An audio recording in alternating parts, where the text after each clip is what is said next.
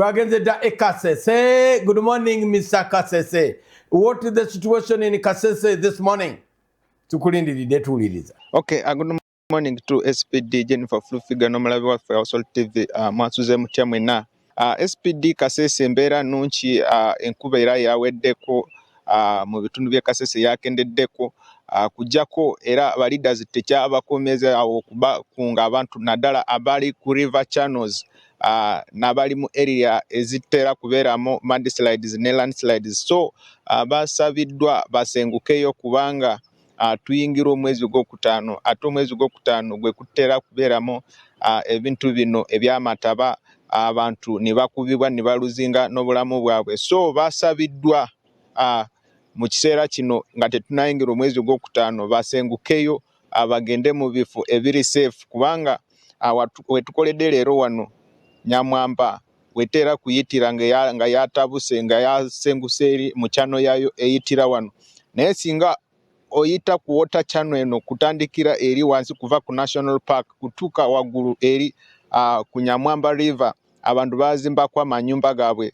ate mwe basula, so basabiddwa basenguke ku water channel eno gye tukoleddeko leero n'eri ku Nyamwamba abakolerayo n'okuzimbayo amanyumba nga gye basula nabo basengukeyo, n'abo abantu abali mu nsozi z'olaba mu background yange eri zitera beerako landslides nabo basengukeyo bagende ku lowland areas eziri safe kubanga omwezi gwe tuyingiramu omwezi oguli dangerous nnyo mu bitundu by'e Kasese ng'ogenze ku side ya floods ne landslides. So chairman LC5 Muhindi Elfazi we Kasese district yavuddeyo nasaba abantu abasenguke mu areas zino bagende mu safe areas than kuluzinga obulamu bwabwe nga bandisenguse obudde nga bukyali ne beekumira somewhere then after nga tuvudde mu mwezi gw'okutaano ne baddayo mu area zaabwe, so abantu bano basabiddwa baveeyo kubanga baze nga baluzinga obulamu bwabwe era nga babakunga baveeyo ne baganirayo, naye this time around babasabye nga bukyali baveeyo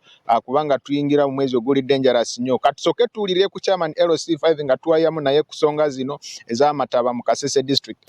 In Kasese we have a challenge of floods. Our rivers get flooded anytime, even during the dry season. As long as the snow can melt and when it rains heavily, there will always be floods. My appeal to the people of Kasese, especially those who are living along River Nyamwamba, River Nyamugasane, River Mubuku, and other rivers, my appeal to you is that don't risk crossing the river tonight. Don't risk crossing the river. You go to where there is a bridge and you are sure of crossing safely. That is my appeal. Another issue is that those of you who are staying in areas which are waterlogged, which are prone to disasters of mudslide, be conscious now.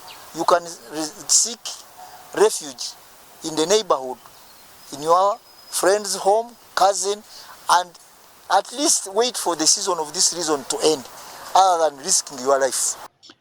SPD ye chairman waffe we Kasese district Muhindi Elfazi nga twayamu naye ku nsonga z'amataba mu district ye Kasese wakulira nga leader.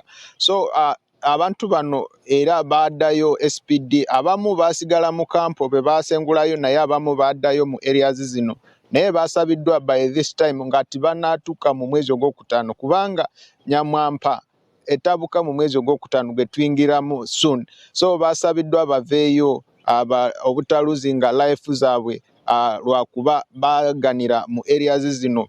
N'abo abantu abali mu kugenda mu maaso kuzimba ku water channels zino babasabye nabo bastopinge kubanga esawa yonna bagenda kuba bamenya amanyumba gaabwe ate ekintu ekigenda beera ekintu kibi ku side yaabwe kubanga singa obalamu sente ze bateekamu okuzimba ennyumba from down kutuuka ku mabaati baba batadde mu milioni za sente, so basabiddwa bastopinge kuzimba ku water channels n'okugula plots eziri eri mu Nyamwamba ku tembalinga ne river banks, so ebyo SPD n'ebisinga kwawo kubanga tuli mukola emboozi tuyingira mu mwezi ogw'okutaano ogusinga nnyo okukuba Kasese district ng'ogenze ku side y'amataba ne landslides tugenda kuba tubibawa mu mawulire gaffe ganaddako ku ssaawa emu ne ssaawa ssatu. Over to you. Thank you so much. Abo bali ku mwala babawa amagezi basenguke. Gwobeera mu nkuba mukoka najja toyagala kuva ku pikipiki gajja kutwala amazzi. Download the Salt Media app from the Google Play Store and the Apple App Store.